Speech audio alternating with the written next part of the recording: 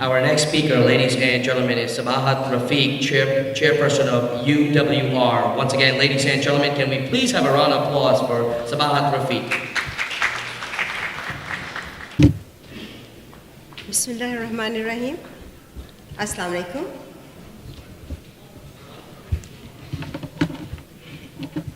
It is a privilege and quite frankly humbling to stand here among such august group of speakers.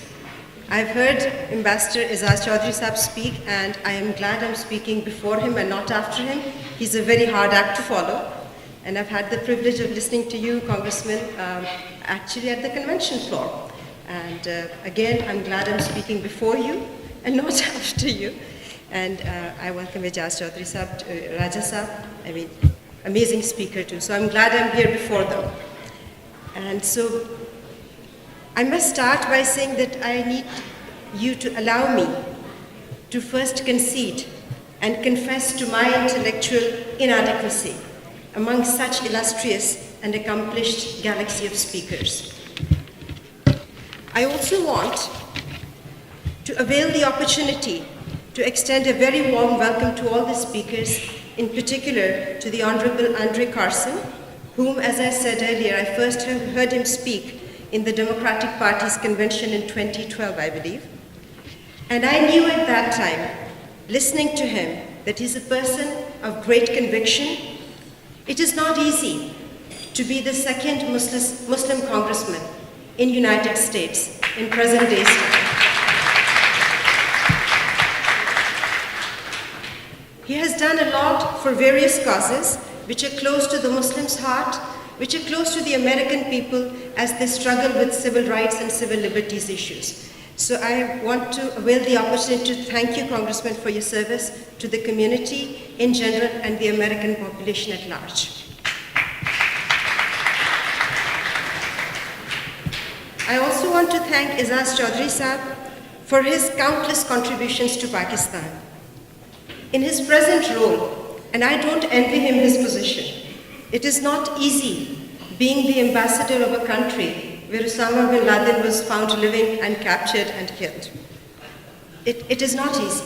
It is absolutely not easy in spite of Pakistan's importance, strategic importance to the region and to global peace. Sometimes it is a thankless job, and I really, really appreciate how you have represented Pakistan in this country. Actually, as I was thinking, I'm trying very hard. There's a part of Rumi that comes to my mind, and I'll try to translate it. It sounds more beautiful in Farsi than in English. But what it essentially says is that if you are going to be on the road to Laila's house, you better be Majnun, with Junoon I'm trying to find a good word with Junoon aplenty. So I find you, Chaudhry Sahab, I find you to be the Majnun who's representing your country with the passion and conviction that only Majnun knows. So thank you.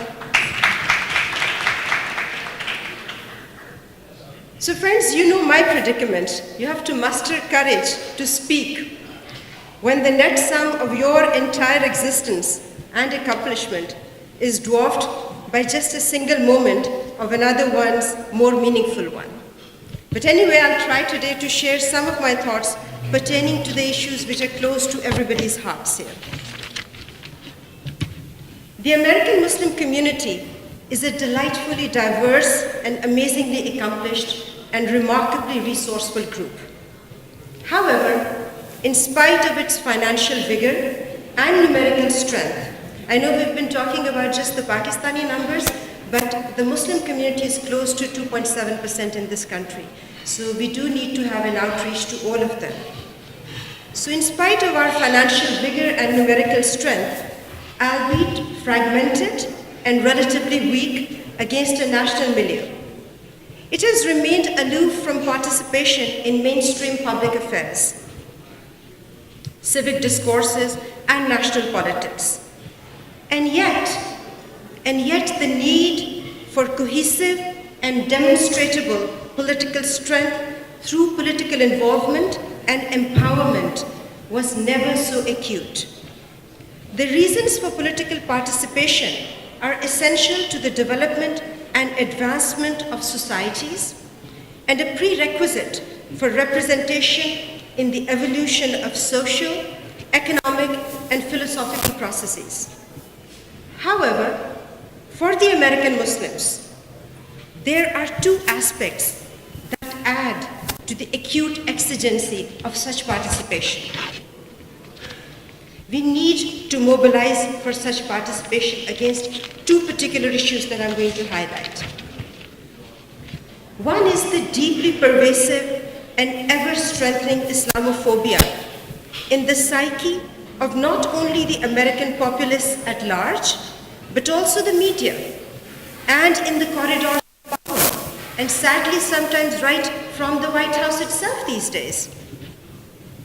Islamophobia is an evil that reared its ugly head and continues to threaten the progress of dialogue between civilizations and thereby threatening civilized discourses.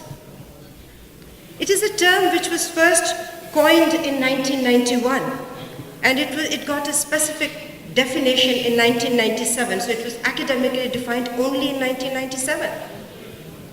It is now, from that time, an unbridled and rampant phenomenon across the globe. It was originally, and I'm going to read the actual definition, it was defined as an unfounded hostility towards Islam and therefore fear and dislike of all and most Muslims.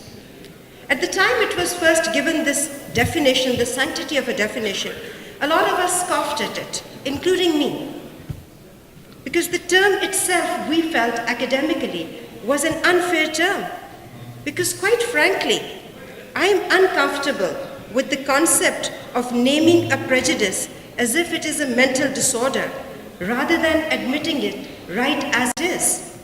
Simple, pure, good old-fashioned bigotry, an age-old bias. Phobia sounds clinical. It almost gives it a clinical sanctity, as if it is a mental disorder. In any case, in 1997, people wondered if it was real or something that even merited coining a new term. Yet, in 2017, it stands as an undeniable reality that not only merits a name, but demands action to counter it, to dispel it. It is manifest in the verbal rhetoric against Muslims, in physical attacks, in bullying at schools, desecration of places of worship, and even the Holy Book. Widespread and routine negative stereotyping in the media. It was manifest when a person of Herman Cain's limited political acumen could actually command mainstream media attention and command a following by mere foul-mouthed rhetoric against the Muslims. And it is manifest when we see the same tool being used by people getting elected to the highest office in this country. It is manifest when we see double standards for similar crimes depending on the personal faith of the perpetrator. When a misguided and cold-hearted criminal like Umar Mateen points a gun at helpless nightclub goers, shooting them at point-blank range, his acts are as heinous and as preposterous as those of a deranged and equally cold-hearted Stephen Paddock, pointing a gun at concert-goers at a music festival. Both are afflicted by the same mental illness, which is born out of defective logic and ill-placed sense of self-righteousness. Yet, the world, the media, people around us see Stephen Paddock as exactly who he is. A demented, psychotic, representing nobody but maybe a handful of people. And Umar Mateen, culpable of exactly the same crime, seems ludicrously unable to be viewed as anything else or anybody else but a Muslim, seen only through the prism of his religion and somehow representing all of us of his faith, as if we all represent fanaticism with violent tendencies towards all non-Muslims. It is manifest when ratings and commercial successes of certain news channels are predicated on rhetoric against Islam.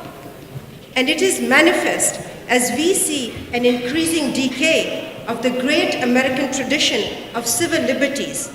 And it is manifest, sadly, when even a president like President Obama extends the National Defense Authorization Act.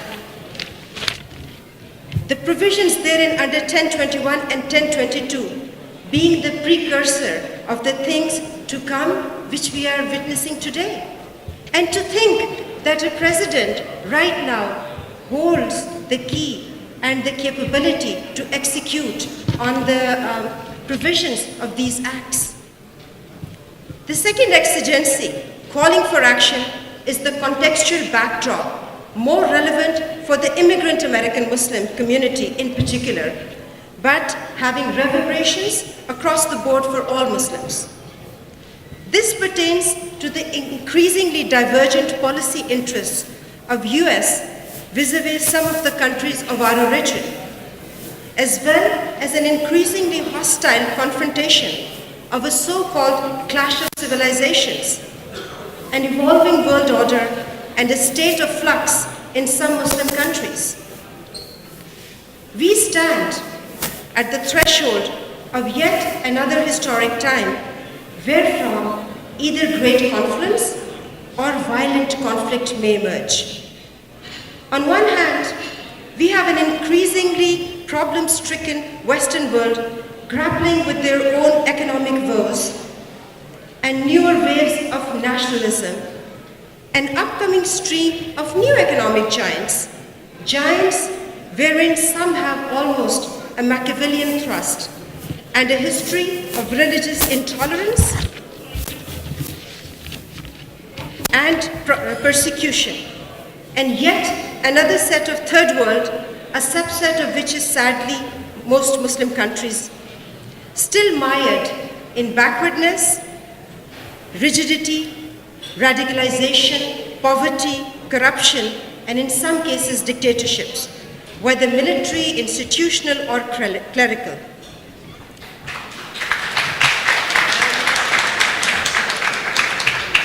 It is hard to predict the shape of the new world order as these groups and subgroups are caught up in the flux and inevitable political and economic evolution continues. In each case, the American Muslim has no control. The American Muslim has no control over the outcome. Yet, every time something happens back home, ramifications thereof will be unavoidable if we don't manage it. Whether a country of origin is in direct conflict, whether it decides to choose sides with newer powers like China in the new Great Games, or post-flux selects a government intolerant towards the West. Any one of these scenarios will put not only Islam, but the loyalties of American Muslims, especially the immigrant American Muslims, in question.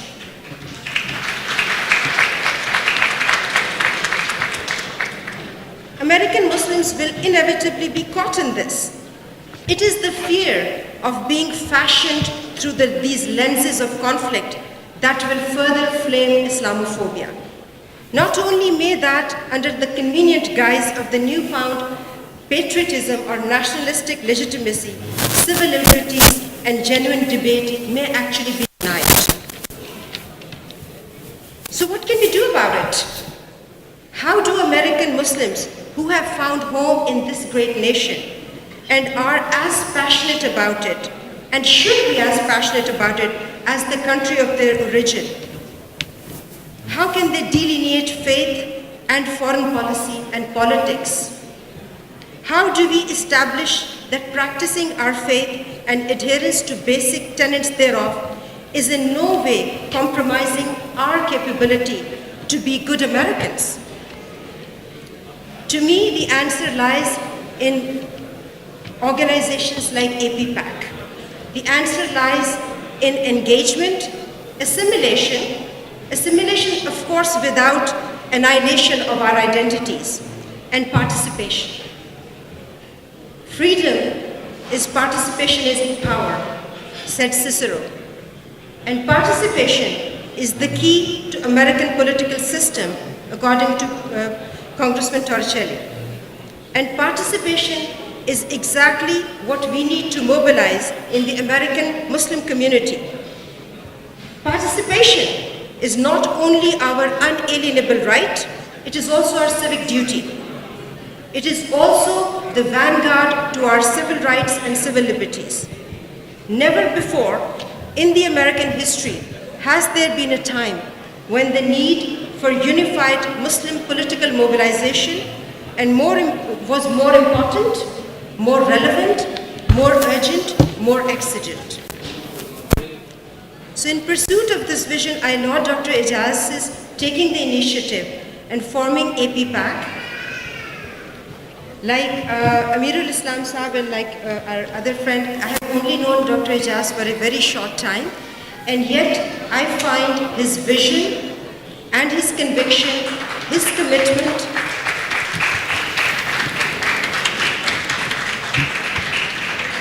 and dedication very inspiring. And I thank him for the opportunity and asking me to become a board member and participate in this process.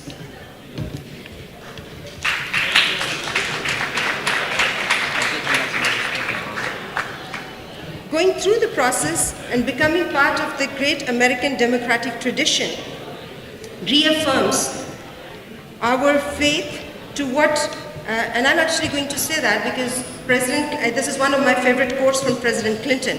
He once stated that our democracy must not only be the envy of the world, but the engine of our renewal. There's nothing wrong with America that cannot be cured by what is right with America. And I find that in this lies the key, because I cherish my identity as a Pakistani, but I cherish my identity as an American even more. By weaving ourselves in the wonderful fabric of the participative democracy, we can strengthen our roots in this land that is our home, this land that accorded us political, judicial, and economic opportunities. And the fact that we're initiating this action so late is our own fault and not the fault of the system. And here,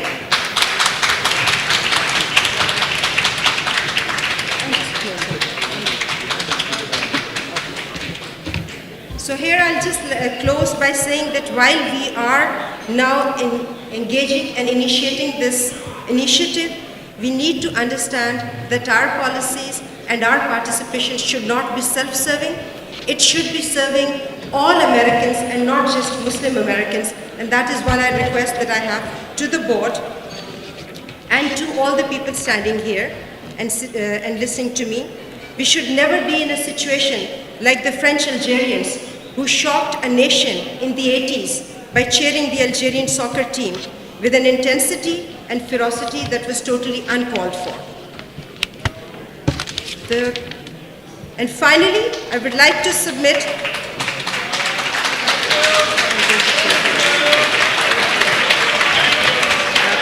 I know I'm being rushed, but I'm a woman and I'm going to stand right here and take my prerogative. There have been many times, usually people claim that it's the women who take too much space, but we're going to stand right here and I'll finish the last thing that I have to say. I just need to say that now that we've decided to mobilize political participation, we must take the next important step of unifying the effort and adding to a dimension of professionalism for maximum efficacy. And I'm going to actually finish by a quote from President Obama, because a lot of people ask Dr. Ijaz and myself why there is need for yet another one.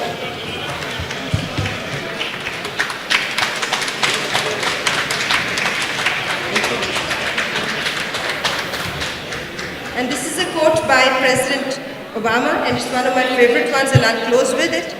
He said, "When we have faced down impossible odds, when we've been told we are not ready, or that we shouldn't try, or that we can't, generations of Americans have responded with a simple creed that sums up the spirit of the people. Yes, we can. God bless America and Pakistan Zindabad.